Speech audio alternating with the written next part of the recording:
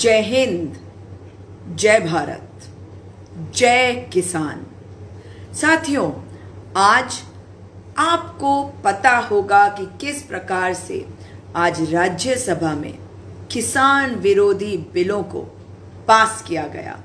कितना बड़ा धोखा भारत के किसान को, भारत के नौजवान को, भारत के जन जन को दिया गया। पूंजीपतियों को पूजने वाली ये सरकार, इनको ये पता होना चाहिए कि इनके पाप का घड़ा अब भर चुका है। इनके अपने साथी इनका साथ छोड़ रहे हैं। ये झूठ का पर्याय है, ये पाप का पर्याय है। अन्याय तो बहुत पीछे छूट चुका, अन्याय तो ये करते रहते हैं। ये सरकार किस प्रकार की सरकार है? क्या आप इसको एक लोकतांत्रिक सरकार कहेंगे?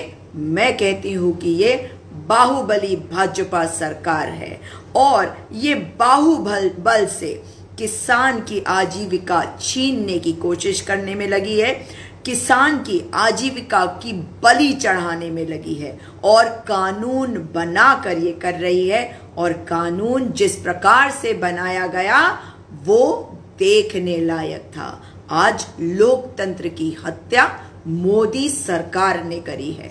मोदी सरकार जब हत्या करती है लोकतंत्र की, तो एक एक व्यक्ति की, एक एक पुरुष की, एक एक महिला की, एक एक नौजवान की, आने वाली पीढ़ियों की ये हत्या करती है।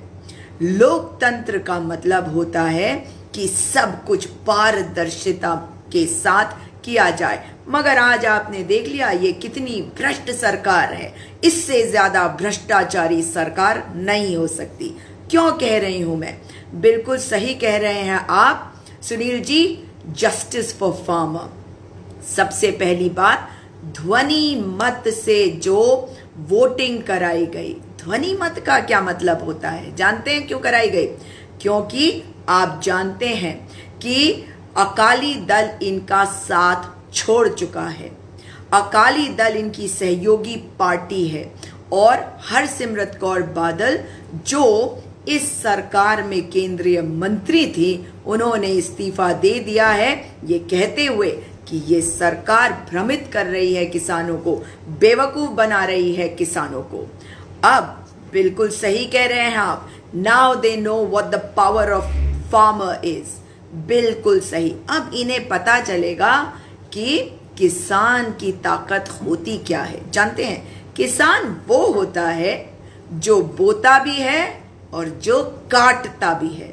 अब ये किसान आएगा आगे काटने के लिए। जिन जड़ों को इन्होंने सोचा था बड़ा मजबूत कर देंगे, धर्म के नाम पे, आस्था के नाम पे, राष्ट्रवाद के नाम पे, इनकी पोल पट्टी खुल चुकी है।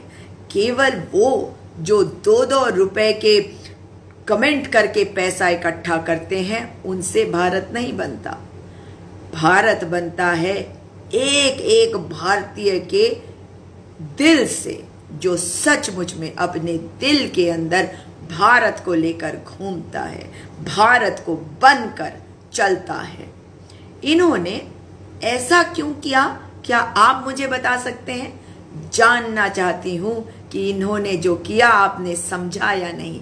वहां इतना जो बवाल हुआ था, ये कहा जा रहा था कि ध्वनि मत से नहीं, डिवीजन ऑफ वोट्स होना चाहिए। डिवीजन ऑफ वोट्स का मतलब है कि सब कुछ एक मॉनिटर पे आ जाता कि किसने किसान विरोधी बिल में वोट किस पक्ष के लिए किया, किसानों के पक्ष में किया या किसानों के विरोध में किया। जो वोट डालता इसका किसान बिल के फेवर में, वो किसान विरोधी हो जाता। होता या नहीं होता? क्योंकि किसान सड़कों पे है, वो मांग कर रहा है कि इन बिल्स को, अब तो कानून बना दिए गए मगर कोई चुप नहीं रहने वाला, इन बिल्स को वापस लेने की मांग करता रहा। अब हम इस कानून को वापस लेने की मांग करेंगे। अब आप ये देखिए कि ये किया क्यों गया, इस चीज को समझिए।